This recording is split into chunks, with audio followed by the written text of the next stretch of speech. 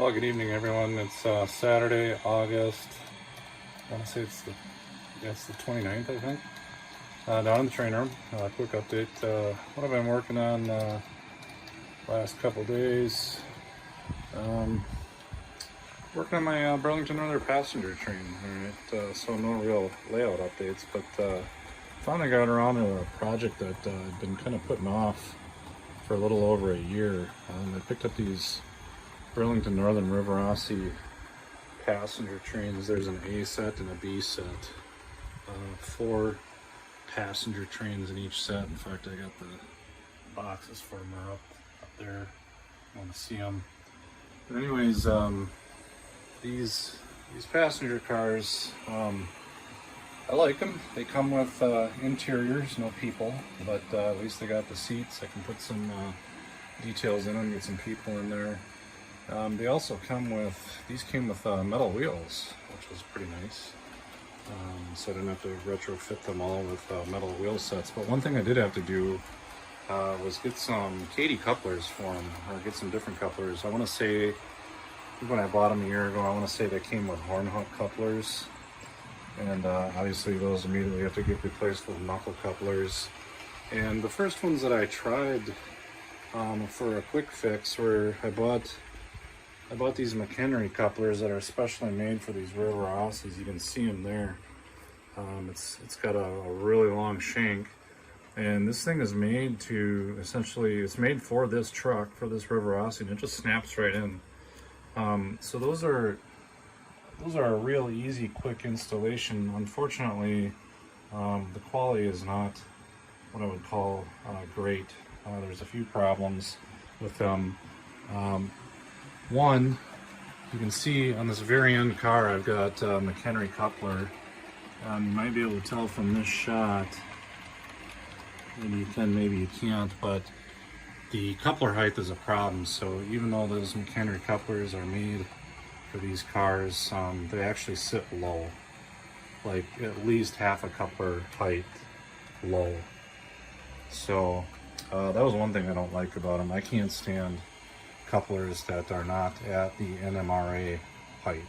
That's one thing I mandate on this railroad, because anything other than that just leads to bad operations and just a bad day. So the other thing is that those couplers, they have some up and down movement to them. So since it's such a long plastic shank, it's not very sturdy. So these things can, even with the coupler height difference, these things actually have some play up and down, just because the plastic will bend, and so I don't like them. What I did this week is picked up some Kadee number 505 and 508 couplers. Those are also specifically made, I believe, for these Rivarossi cars. It does take some modifications, some filing and some cutting to get them in, but once they are in, they are beautiful. Okay, they are at the correct NMRA height. The other thing is, you might notice how tight and close together these cars are. These all have the Kadee couplers, and look at this back car. That was the third thing I didn't really like about the McHenry couplers. They leave a huge gap between the cars and the Kadees. I mean, look at how tight that is. Nice and close, which is what I think you really want to see. I'm not a big passenger car guy, but I think they're supposed to be pretty close like that. So those Kadee couplers they just work out much nicer. So I watched a video on how exactly you put these things on. It's not nearly as bad as I thought it would be. It just takes a little bit of filing and some cutting with a sprue cutter. I actually used a Xuron rail cutter, a spare set that I have that's already been kind of damaged, that I use for cutting sprues. And I will post a link to that guy's YouTube video in the description of this video, so anyone who's got some Rivarossi cars you need to put some Kadee number 505s or 508s on, follow that, and it's not bad at all. I got it down to about probably close to 15 minutes per car or per set of two. So I got pretty good at it pretty quick, and it's not, like I said, not nearly as bad as I thought it would be. So the 508s, by the way, there's two different kinds. The 508s are for the long cars. The 505s are for these short cars. So you can see at the very front, we've got an RPO, Railway Post Office. We've also got the baggage car. Those cars are actually considerably shorter. You can see that the trucks sit much closer to the front. So the 505s couplers end up being much shorter because they don't need a drawbar length, and the 508s are much longer, as you can see on this car, the Dyner, because the trucks sit quite a bit further.